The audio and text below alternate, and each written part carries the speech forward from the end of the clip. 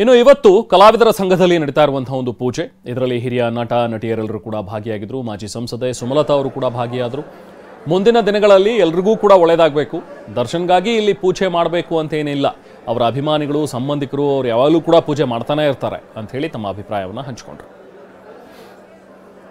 ಇದು ಸ್ವಲ್ಪ ಬೇಜಾರಿನ ವಿಷಯನೇ, ಯಾಕೆಂದರೆ ಅಂಬರೀಷ್ ಅವರ ಒಂದು 20 ವರ್ಷದ ಎಫರ್ಟು, ಶ್ರಮ ಈ ಒಂದು ಕಲಾವಿದರ ಭವನ ಆಗೋಕ್ಕೆ ಅವರ ಅಷ್ಟು ಕಷ್ಟಪಟ್ಟು ಏನೆಲ್ಲ ಅವರು ಎಕ್ಸಸೈಸ್ ಮಾಡಬೇಕಿತ್ತು, ಇದನ್ನು ಒಂದು ಕನಸನ್ನು, ರಾಜ್ಕುಮಾರ್ ಅವರ ಕನಸನ್ನು ನನಸು ಮಾಡಬೇಕು ಅನ್ನೋ ಒಂದೇ ಉದ್ದೇಶ ಇಟ್ಕೊಂಡು ಅವರು ಆವಾಗ್ಲೂ ಫಸ್ಟು ಇನಾಗ್ರೇಷನ್ ನಡೆದಾಗ ಎಲ್ಲ ಕಲಾವಿದರನ್ನ ಕರೆದು ಒಂದೇ ಮಾತು ಹೇಳಿದ್ರು, ಇದು ನನಗೋಸ್ಕರ ಅಲ್ಲ, ನಾನಿರೋದಿಲ್ಲ, ಇದನ್ನು ನೀವೆಲ್ಲರೂ ಬಳಸ್ಕೋಬೇಕು, ಕಲಾವಿದರಿಗೆ ಎಲ್ಲರೂ ಒಟ್ಟಾಗಿ ಸೇರೋಕ್ಕೆ ಒಂದು ಸೂರು ಬೇಕು ನಮ್ಮಲ್ಲಿ, ಅದು ಇಲ್ಲ, ಬೇರೆ ಎಲ್ಲ ಇಂಡಸ್ಟ್ರಿಲಿದೆ, ನಮ್ಮಲ್ಲಿ ಆಗಿಲ್ಲ ಅನ್ನೋ ಒಂದೇ ಒಂದು ಉದ್ದೇಶಕ್ಕೆ ಮಾಡಿದ್ದು.